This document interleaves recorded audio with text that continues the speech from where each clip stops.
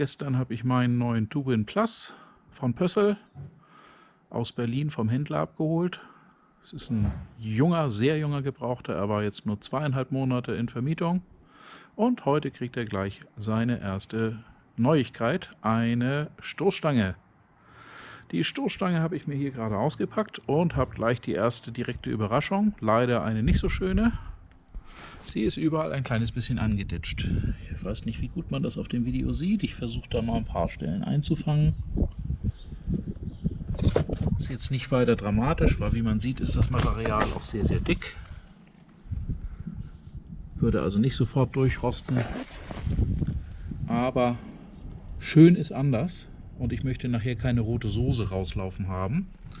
Deswegen bin ich froh, dass ich noch einen Restbestand habe von dem guten alten Lackschwarzmatt von irgendeiner früheren Baustelle.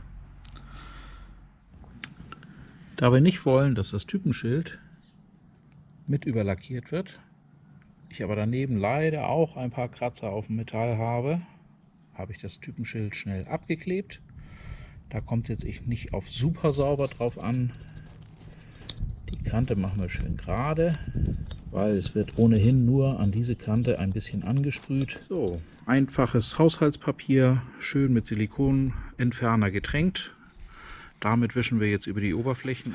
Wie man hier schön sehen kann, verdunstet der Silikonentferner sehr, sehr schnell und hinterlässt die Oberfläche dann fettfrei.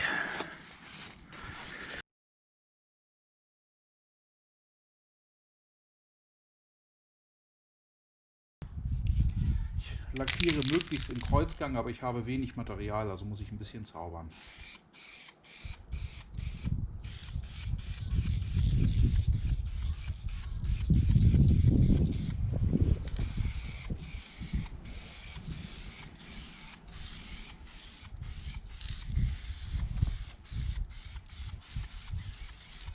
Helfen kann.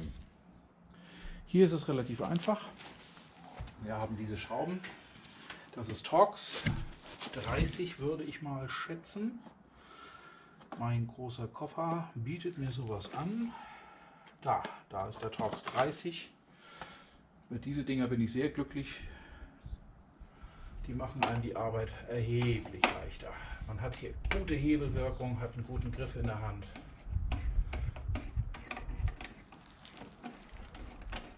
Und so geht es jetzt Schraube für Schraube. Hier haben wir jetzt den Anprallbock der alten Stoßstange. Der soll einfach nur ein bisschen Energie aufnehmen und auf die Karosserie übertragen.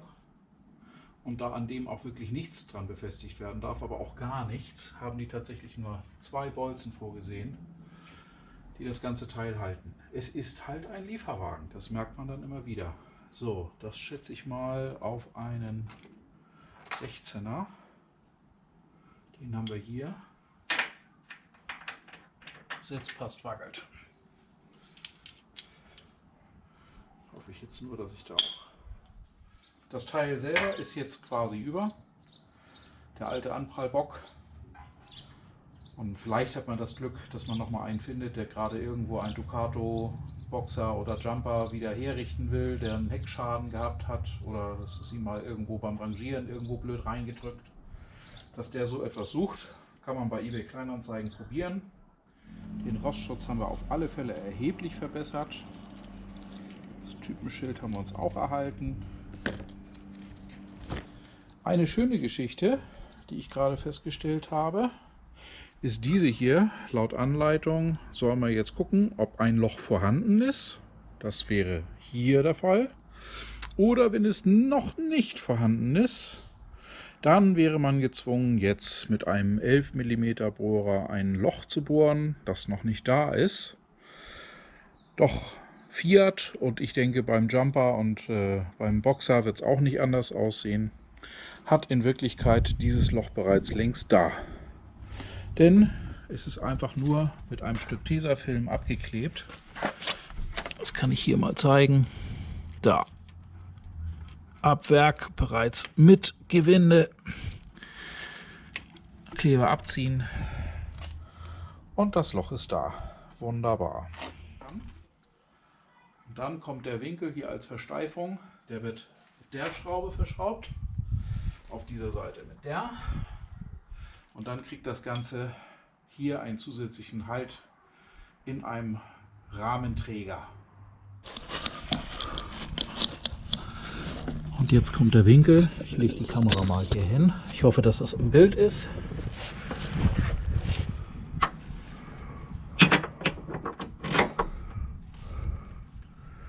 Und hier müssen wir jetzt das Gewinde freihand fangen. Hier haben wir das fertige Resultat. Gott sei Dank hatte ich eben die Aufnahme unterbrochen, so habt ihr mich nicht fluchen hören.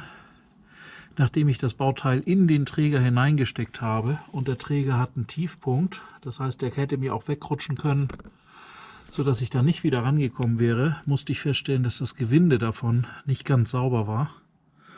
Irgendwie vielleicht ein Grat drin oder nicht sauber geschnitten. Es war also echt eine ganz schöne Rackerei jetzt, diesen Bolzen davon zu überreden, in das Gewinde hineinzugehen. Nur von Hand, weil sobald man ihn etwas stärker nach oben drückt, ist natürlich sofort der Gegenhalt weg. Das ging auf der anderen Seite butterleicht. Also hier mein Tipp, probiert das Gewinde aus, bevor ihr das in den Träger reinsteckt. Denn aus diesem Träger, wenn es einmal drin ist, kriegt man es nicht wieder vernünftig heraus. Nachdem das unten gelöst ist, steht auch fest, dass dieses Bauteil sauber positioniert ist und an der Stelle sich auch nicht mehr verrücken und verrühren kann. Das ist alleine schon durch die Schrauben unten gegeben. Jetzt kann ich also auch die bis eben nur handfest gezogenen Schrauben hier endgültig fest anziehen. Bei diesem Fahrzeug, 5,99 Meter lang, ist bereits die Bohrung da. Man nimmt den langen Bolzen, steckt den einfach durch die vorhandene Bohrung. Das Ganze ist wohl auch schon ab Werk so verstärkt, dass das ohne eine Distanzhülse hält.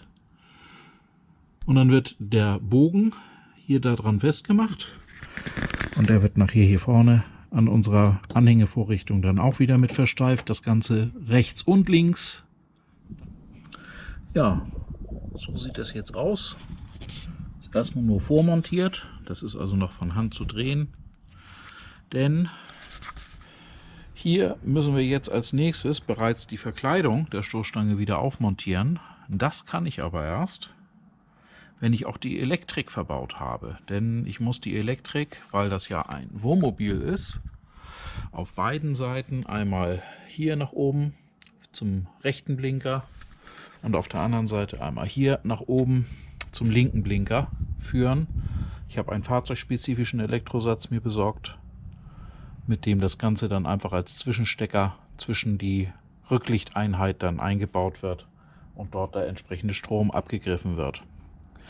Und da das noch hier entlang geführt werden muss, kann ich jetzt noch nicht zu Ende montieren, denn hier müssen noch Halter dazwischen, die nachher dann auch die Blende der Stoßstange dann auch wieder anschraubbar machen.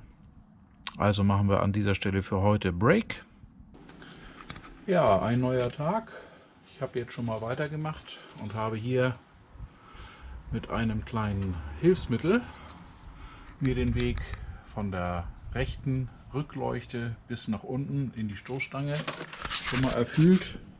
Hier unten kommt die Seele jetzt wieder raus und daran kann ich jetzt das Kabel befestigen, das dann zwischen das rechte Rücklicht dazwischen gesteckt wird, um von dort den Strom abzugreifen. Es war ein bisschen fummelig, bis man das tatsächlich getroffen hat, aber die Strecke ist recht kurz und was abweicht zur Bedienungsanleitung, die rechte Seite lässt sich wunderbar von unten erreichen. Dieses Feld hier ist mit einer solchen Abdeckung nachher versehen, dass das Ganze auch wasserdicht ist oder zumindest Spritzwasser geschützt. Ich werde auch noch ein bisschen Hohlraumversiegelung da reingeben nachher zum Abschluss. Aber man kommt da sehr, sehr gut ran und kann dann das Kabel, das von der rechten Seite ausgeht, statt komplett diesen weiten Weg oben rum am dritten Rücklicht vorbei und hier den ganzen Holm herunter, hat man hier einen viel kürzeren Weg, für den das Kabel genauso reicht und man hat keine Probleme mit eingebauten Möbeln. Worauf ihr achten müsst, was ich eben im ersten Versuch vergessen habe, die Abdeckkappe muss auf den Kabelstrang aufgezogen werden, bevor wir das Ganze durchfädeln. Deswegen musste ich alles nochmal auftrennen, was ich eben schon fertig gemacht habe. Habe es aber Gott sei Dank rechtzeitig gemerkt. Jetzt kann ich es hier also durchfädeln, was gar nicht so simpel ist, wegen der großen Stecker.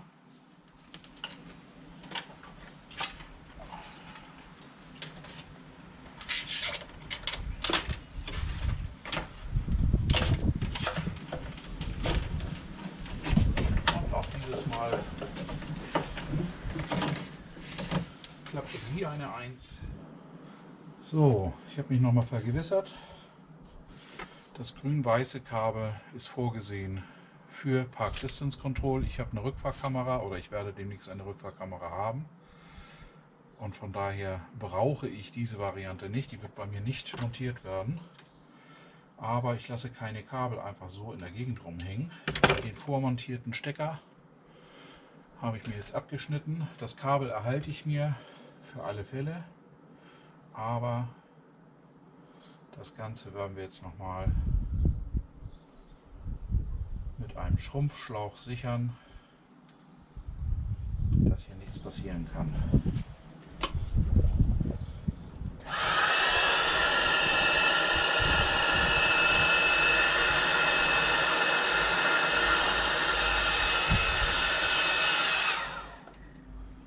So, bombenfest. Auf der linken Seite ist es erheblich schwieriger, irgendwie nach unten durchzukommen, weil man wirklich durch den Gaskasten beim Pössl Tuwin-Plus stark behindert ist. Aber nach vielen Versuchen ist es mir endlich gelungen, eine Seele durchgezogen zu bekommen. So sind die Kabel hier oben angekommen. Das ist dann auch tatsächlich, viel mehr Platz haben wir da dann auch nicht mehr. Oder Länge an Kabel besser gesagt. Aber es reicht, dass ich an alle Stecker vernünftig rankomme. Von der Seite her alles im grünen Bereich. Die Schaltbox, die das Ganze steuert, die werden wir wahrscheinlich nachher hier irgendwo montieren. Da kommt dann dieser breite Stecker rein.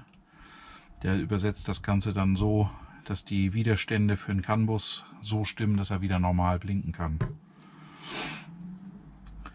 Ein Teil werde ich nicht anschließen. Das ist das Dauerplus. Das Dauerplus ist beim 13-poligen dafür erforderlich, dass man einen Wohnwagen zum Beispiel mit Strom versorgen kann, mit Zündungsplus und mit Dauerplus. Aber da ich keine Wohnwagen hier mitziehen werde und in einem Wohnmobil die Verlegung des Dauerplusses zur Batterie vorne sehr umständlich ist, das könnte ich nämlich nur unterhalb des Fahrzeuges, werde ich mir diesen Teil sparen. Das heißt, ich kann diesen Kabelring hier unten, der dafür vorgesehen ist, zur Batterie nach vorne zu kommen, auch tatsächlich mir nachher abknipsen. Das werde ich auch tun.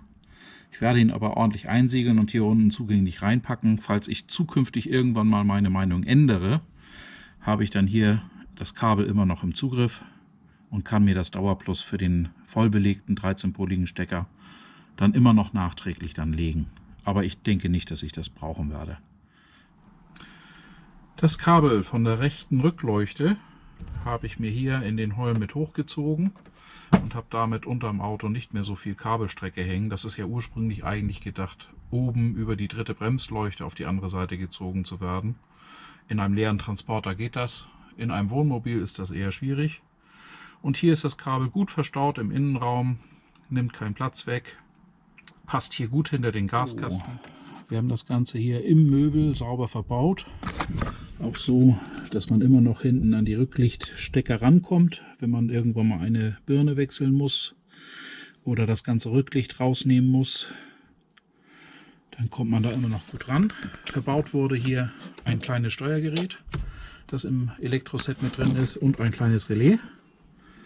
Genaue Funktionsweise kenne ich jetzt auch nicht en Detail, aber das wird irgendwie den CAN-Bus so ansteuern, dass er weiß, wie er blinken soll, wie er bremsen soll, dass er die richtigen Widerstände auf die CAN-Bus-Leitung gibt. Hier unten bleibt ein Stecker unbelegt. Da habe ich jetzt auch noch mal in der Bedienungsanleitung nachgelesen.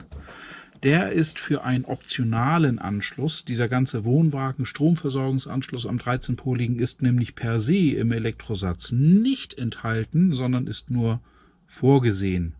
Man kann also ein Ergänzungsset dazu kaufen, mit dem man dann diesen Dauerplus und Zündungsplus Satz dann auch an den 13-poligen Stecker heranbekommt.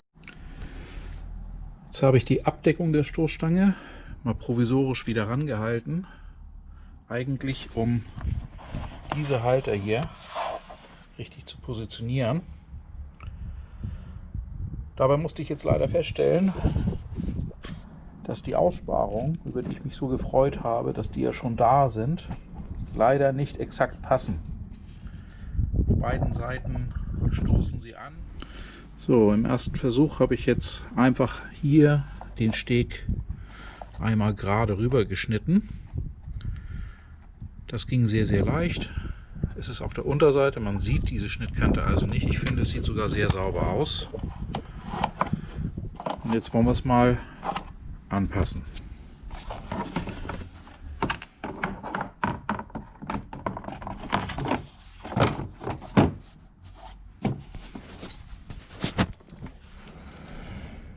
Auf dieser Seite würde ich sagen, passt das.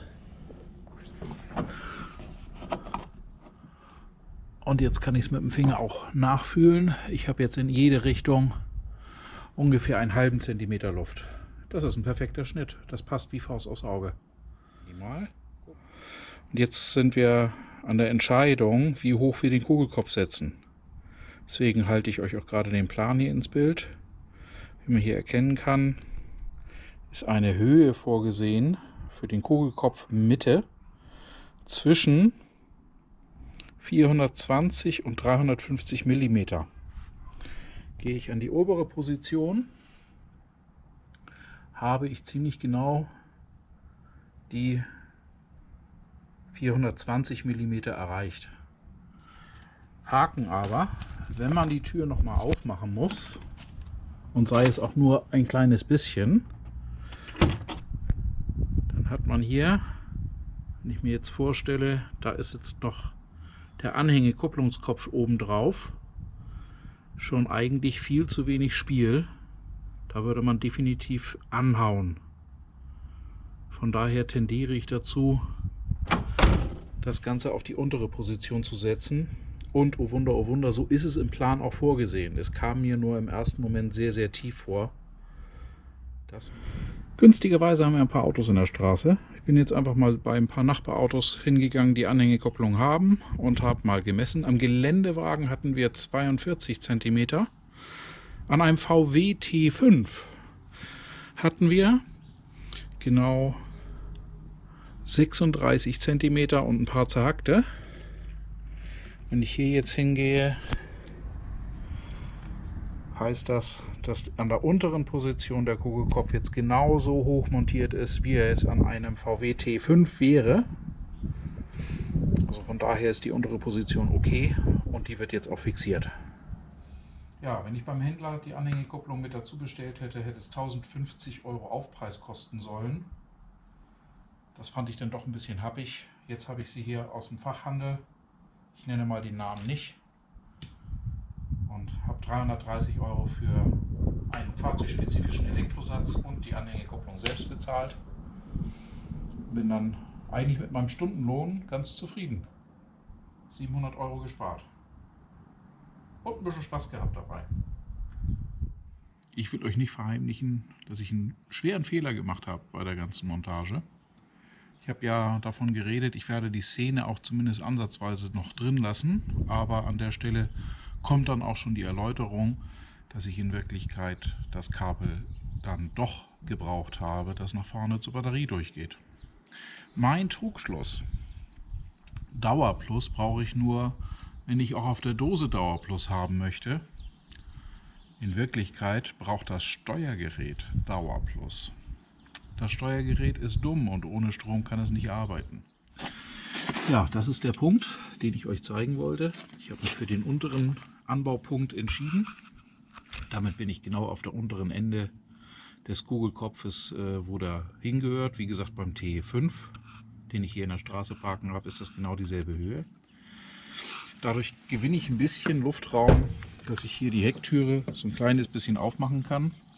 Aber viel mehr als bis hierhin geht dann auch nicht, weil dann der Bremshebel hier nämlich ins Spiel kommt und dann schon gegen die Tür schlägt, auch bei der unteren Position. Mit der oberen Position hätte ich also ein kleines bisschen mehr Luftraum hier erreichen können. Für den Sicherheitshebel, der hier montiert ist, der verhindern soll, dass das Bugrad aufschlägt, wenn es richtig korrekt eingerastet ist. Also so wahnsinnig viel habe ich dadurch jetzt nicht gewonnen, aber ich zeige das hier nochmal mit der Hand. Auch das hier ist schon ein ordentlicher Freiraum, den man hat. Also es muss schon extrem Unterschiede in Bodenlöchern oder ähnlichem geben, dass man da nochmal durchschlagen würde. Eine zweite Sache, auf die ich euch noch aufmerksam machen wollte. Ich habe hier ja den Elektrosatz fahrzeugspezifisch von Trailtech verbaut. So sieht die Anleitung dazu aus. Es ist dieses Modell, das verbaut worden ist. Ohne den Zubehör-Kabelsatz, den man nur dann verbauen muss, wenn man die Stromversorgung zum Anhänger durchschleifen will. Der ist nämlich optional, den muss man dazu kaufen. Aber da habe ich mich dafür entschieden, dass ich das überhaupt nicht brauche. Kann ich immer noch nachrüsten später, aber spielt hier keine Rolle. Eine Stelle, finde ich aber, ist durchaus nicht ungefährlich für den Laien. Hier ist nämlich extra für das Dauerplus, das ich ja nach vorne dann gelegt habe und auch legen musste, entgegen meiner ursprünglichen Vermutung, eine Beschreibung, die ein bisschen unglücklich gemacht ist. So möchte ich es mal nennen. Es ist nämlich hier in diesem Bild schön der Sicherungshalter gezeigt und das ist ein rotes Kabel, das hier angezeigt ist, das dann nach dem nächsten Bild in der Anleitung an die Batterie angeschlossen werden soll. Der Pfeil zeigt aber nicht auf das Plusende der Batterie, sondern er zeigt auf Masse. Da könnte man auf die Idee kommen, meinen die das ernst? Also wenn man jetzt technisch nicht so versiert ist und das so anschließt, dann hat man das Steuergerät mit Sicherheit vernichtet. Was hier gemeint ist, dass man an die sogenannte Klemme 30 anschließen soll, Dauerplus. So ist das bei diesem Modell, dass Dauerplus auf Klemme 30 liegt und die Klemme 30 ist eigentlich hier vorne dann. Das heißt, den Fehler sollte man möglichst nicht machen, hier dem Pfeil einfach blind zu folgen und Rot an Schwarz zu verdrahten, sondern Rot bleibt natürlich an Rot. Ja, dann ziehe ich mal ein Fazit. Die Montage insgesamt war mit meinen handwerklichen Fähigkeiten durchaus zu bewältigen. Man muss nichts Großartiges bohren, solange man sich beim 6-Meter-Fahrzeug bewegt. Beim Maxi, der besonders lang ist, da kann es sein, dass es ein bisschen schwieriger wird, dass die eine oder andere Bohrung ab Werk nicht vorhanden ist. Zumindest ist es auch laut Anleitung so, dass dort Bohrungen selber zu machen sind. Das Material war aber alles da, so Distanzhülsen, die dann zum Beispiel gebraucht worden wären, die sind alle mitgeliefert worden. Das wäre also nicht das Problem gewesen. Bei der normalen Fahrzeuglänge 5,99, die ich jetzt hier habe auf meinem Pössl 2Win Plus, ist das nicht so sehr das Problem. Da kommt man wirklich mit dem mitgelieferten Material locker aus und muss auch keine großartigen Bohrungen machen. Die sind alle am Fahrzeug bereits vorhanden, zum Teil mit dem Tesafilm abgedeckt. Das war sehr, sehr einfach zu montieren. Ansonsten seid nachsichtig mit mir. Das ist mein allererstes Video, das ich im Bereich Camping jetzt mache. Ich will in den nächsten Tagen auf meine Deutschland-Tour starten. Das heißt, da werden dann sicherlich noch ein paar mehr Videos dann kommen, die euch meine Deutschland-Tour, zumindest die interessantesten Ziele, die mir dabei so über den Weg laufen, dann vielleicht ein bisschen vorstellen. Ein bisschen Technikumbauten. Ich habe vor mein Autoradio, werde ich jetzt gleich als nächstes dann einbauen, einen Sony mit einem sehr großen 9 Zoll Display. Das bin ich schon sehr gespannt drauf. Weil die Rückfahrkamera, die braucht dann ja auch einen großen Monitor, wenn sie was bringen soll. Das werde ich euch sicher als nächstes Video dann vorstellen, weil das wird noch vor Abfahrt passieren. Lasst mir gerne ein Like da, lasst mir gerne ein Abo da. Wer nicht abonnieren will, ist auch okay. Es muss nicht immer ein Abo sein, aber vielleicht unterstützt ihr mich ein bisschen, indem ihr jetzt ein Abo macht. Ich werde sicherlich ein bisschen professioneller werden im Laufe der Zeit. Meine Software ist auch noch nicht die allerbeste. Ich habe jetzt nur so ein bisschen Videoschnitterfahrung mit einer Standardsoftware gemacht, die relativ simpel gestrickt ist. Ich werde mal gucken, wie sich das so weiterentwickelt. Okay, bis dann. Tschüss. Tschüss.